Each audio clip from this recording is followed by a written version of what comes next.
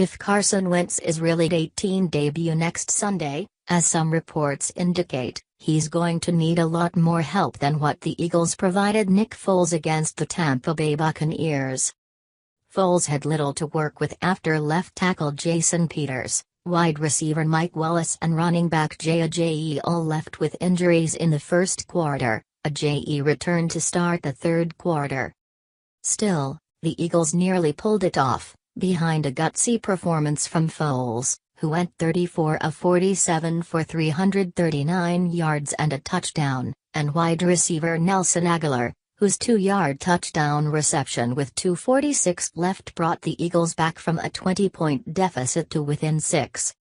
But the Eagles couldn't get the ball back until 19 seconds remained, backed up at their 10-yard line, and that wasn't enough in their 27-21 loss Sunday.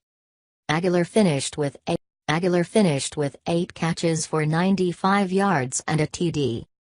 The Eagles couldn't stop Bucs quarterback Ryan Fizpatrick, who twice threw 75-yard touchdown passes, the first to ex-Eagle Deshaun Jackson on the first play of the game. Fizpatrick went 27 of 33 for 402 yards and 4 TDs, his second straight week throwing for at least 400 yards and 4 TDs. Still, the Eagles had a chance to get back in the game with a makeshift wide receiver unit of Agholor, Kamarican, who just signed last week, and either Shelton Gibson or DeAndre Carter. Malcolm Jenkins stripped the ball away from Bucs tight end O.J. Howard after a reception early in the fourth quarter, the Eagles down by 14. But the Eagles faced a 4th and 10 at the Bucs 35. Foles, with no one open, tried scrambling around to find a receiver before heaving the ball toward Corey Clement near the end zone.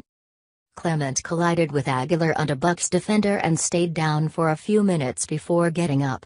Agholor was down, too, but he got up and stayed in the game. Fizpatrick, filling in for suspended Jameis Winston, was simply too much.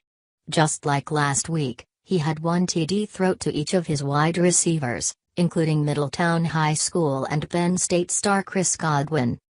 Godwin finished with 5 catches for 56 yards.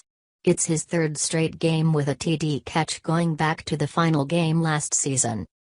Often, the Eagles, 1-1, couldn't get out of their own way, especially in the first quarter.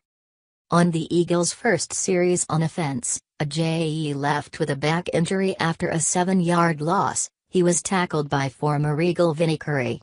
Later in the quarter, Wallace made his first catch as an Eagle, but that play was negated by a penalty. Even worse, Wallace hurt his ankle and was carted off the field. At some point in the quarter, left tackle Jason Peters left with a quad injury. He didn't return. The Eagles were also affected by penalties.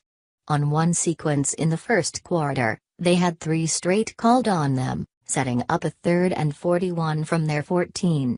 They didn't convert. Foles also lost a fumble. Despite all of that, the Eagles only trailed 7-0 after the first quarter. They even tied the game after a long 13-play drive that took up 6 minutes, 9 seconds on Corey Clement's 15-yard run. Alshon Jeffrey getting closer to returning to Eagles, Sproles out versus Bucs. Middletown's Chris Godwin thrives with Deshaun Jackson, Mike Evans for NFL's Buccaneers. Kehoe, record-setting Walker sparked Delaware past Cornell 27-10. Peace runs for 3 TDs as Dover overcomes Woodbridge. That euphoria lasted all of one play as Fizpatrick connected with O.J. Howard on a 75-yard TD. Jordan Hicks dove for the ball on a medium-range pass over the middle. Howard kept going and eluded Ronald Darby and went down the sideline. The Bucs made it 27 on Godwin's 8-yard reception with 42 seconds left in the half.